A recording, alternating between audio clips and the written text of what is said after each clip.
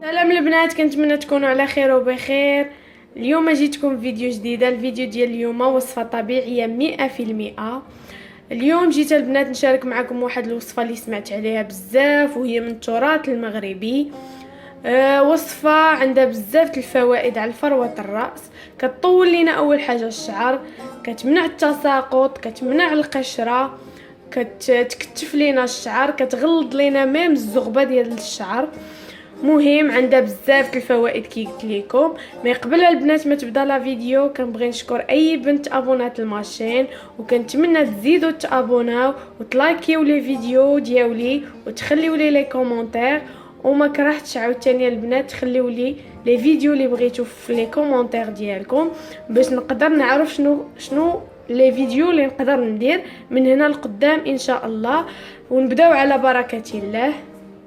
هنا البنات عندي كاع الاعشاب اللي غنستعمل في هذه الوصفه مطحونين. انا غنقول لكم شنو الاعشاب اللي استعملت وغنقول لكم بعض فوائد ديالها. اول مكون اللي هو الخزامه. الخزامه كتنشط لنا الدوره الدمويه، كطهر فروه الراس، كتطول لنا الشعر.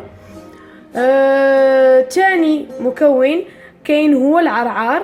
العرعار البنات يمنح الشعر لمعان وكيخليه لينا بملمس ناعم. ثالث مكون عندنا هو الزعتر. الزعتر غني عن التعريف، يخلص الشعر من القشرة، يغذي الشعر ويقوي الشعر. المكون الرابع عندنا هو الورد المجفف. الورد البنات كيطول لنا الشعر، كيوقف الشيب وكيقوي لنا الجذور ديال الشعر. خامس مكون ورق السدر، يخلص من القشرة، يقوي الشعر ويعالج تقصف الشعر. عندنا سادس مكون اللي هو الريحان. الريحان البنات كيرطب لنا الشعر وكيطوله. عندنا سابع مكون اللي هي المريوت. مريوت البنات اللي ما كيعرفهاش كتجي على هذا الشكل، هي هذه كتباع هكا مجففه. مريوت البنات كتقوي الشعر، كتطولو وما كتخليش نهائيا القشره في الشعر. اخر مكون اللي هو اللي نسيته البنات اللي هو الشيح. الشيح البنات كيكتف لينا الشعر وكيقويه بواحد الطريقه خياليه وفي وقت قليل دغيا كتبان لك النتيجه. واللي بغيت نقول لكم البنات على هذه الوصفه بان هذه الوصفه كيبان المفعول ديالها من اول استعمال او ثاني استعمال، كتبان لك النتيجه 100%. هنا البنات شديت هاد الاعشاب كامله اللي قلت لكم، شديتها حطيتها في طاوه، حطيتها في تحت الشمس حتى كرمات باش تساعدني على انني نطحنها وطحن ليا مزيان. وزدت عليها البنات 15 درهم ديال الحنه ديال الشعر. هاد المكونات كاملين من الاحسن ديروا 10 دراهم من الحاجه وتزيد عليها 15 درهم ديال الحنه ديال الشعر. هنايا عندي الماء مطبوخ مع مريوت اللي وريتكم دابا. الماء ومريوت كتشديهم كتطبخيهم هما باش كنخلطوا هاد الوصفه. هنا عندي زيت الكوك وزيت ارغان باش ما ينشفش لينا الشعر. هنا غادي نستعمل على حسب طول الشعر ديالي غنستعمل 5 ملاعق كبار اللي غيكفيو ليا الشعر ديالي.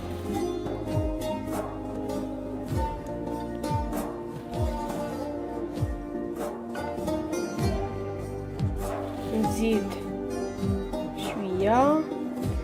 هنا عندنا 6 معالق ديال هاد الاعشاب المخلطه، غنزيد عليهم زيت الكوك،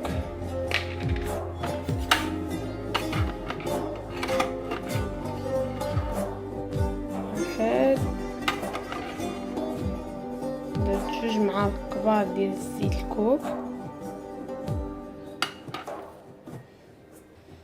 وملعقه زيت ارغان. خلطوا هادشي ونزيدو هاد الماء ديال المريوت.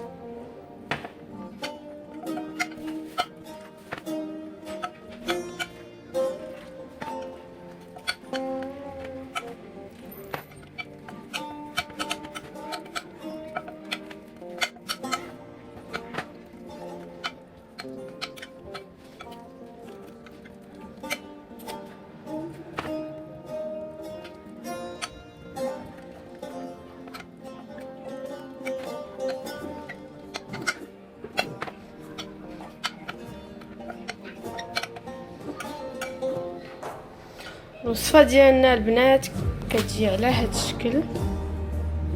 ها هو من بعد ما خلطتها بهذاك ماء مريوت والحنه وهذيك الاعشاب كتجي بحال هكا.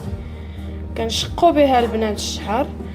هي من الاحسن تخليها تباتي بها عاد تغسليها، ولكن الا ما كانش عندك الوقت ساعتين كافيه بانها غادي دير لنا المفعول ديالها. هذه البنات كدار مره في الاسبوع وكي قلت لكم راه كيبان المفعول ديالها من اول استعمال او ثاني استعمال.